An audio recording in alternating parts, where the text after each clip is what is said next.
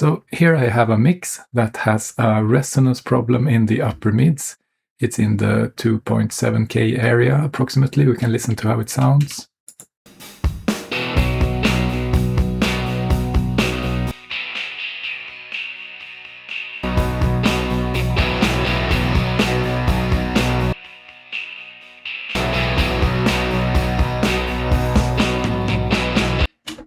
So now if I use a narrow peak filter, then I can reduce here around 2.7K, and then the resonance problem will more or less disappear. We can hear how that sounds.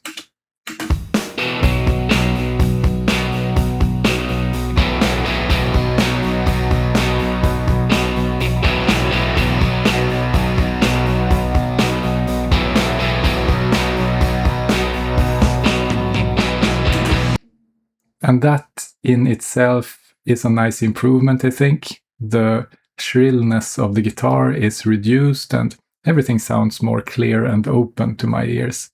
And this also has an advantage for how loud the track will sound on streaming platforms after loudness normalization. Naturally, the master with the resonance will measure louder than the master without the resonance, everything else being equal. And the measurement I'm referring to now is the integrated LUFS value, which is what most streaming platforms use for loudness normalization. And this means that after loudness normalization, the version with the resonance will be played back at a lower level. And we're going to have a look at that now and see what it looks like and also hear how it sounds, of course. I have exported this version as well with the lowered resonance. So I'm going to drag it into this app. This is an advanced version of our web app, Check Your Master, that we are developing. And we have been using it internally for a while now to evaluate masters. And it's great for demonstrating things like this. So here we have a difference graph.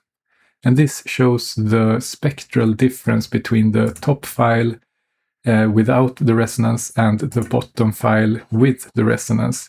And the difference is calculated after loudness normalization.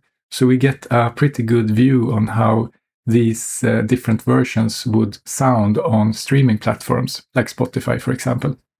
So here we can see the dip that I made to reduce the resonance. And we can also see that all the other frequencies are now becoming relatively louder after loudness normalization, about half a dB louder or so. So this is EQ yin and yang in practice. We make something quieter and then everything else gets louder.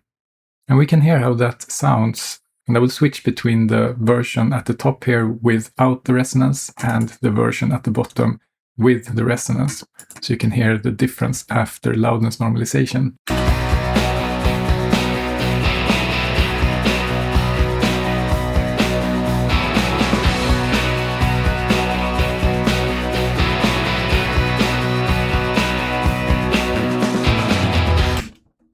So after loudness normalization, the version with the resonance still sounds harsh and also thinner and duller compared to the fixed version, which I think sounds a bit warmer and more pleasant to listen to, and also a bit more upfront. I don't know how well this translates to YouTube, but for me, when I'm listening, I can hear that the fixed version sounds a bit more upfront, and the version with the resonance is a bit further back, so it's a bit more distant to my ears.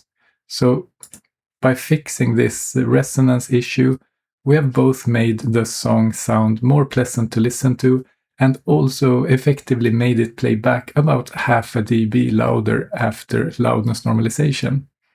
So there are two wins for the price of one change, so to speak.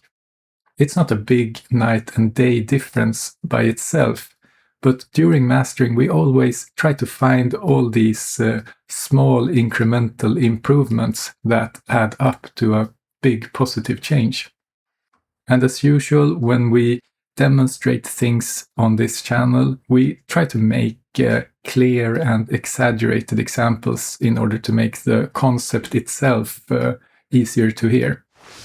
And before I really understood resonances, I sometimes had a sort of vague feeling that there was something off with the sound, but I couldn't really pinpoint it. And back then there were no resonance removers or automatic fixes for these kinds of things. So you had to rely on your ears and maybe a spectrum analyzer. And I worked a lot with a guy back then who was a producer and engineer, and he shared his thoughts about upper mid resonances and how he dealt with those. And I remember the eye-opening experience of getting the resonances pointed out and hearing the difference it made to reduce them. And for me, that was a level unlocked moment, and it has helped me a lot since then. Once you start hearing resonances, it's hard to unhear them, and it's one more thing that you take into consideration when recording, mixing, and mastering.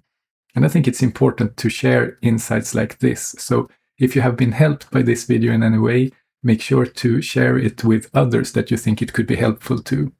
So that's it for this video. Thanks for watching, and I will see you next time.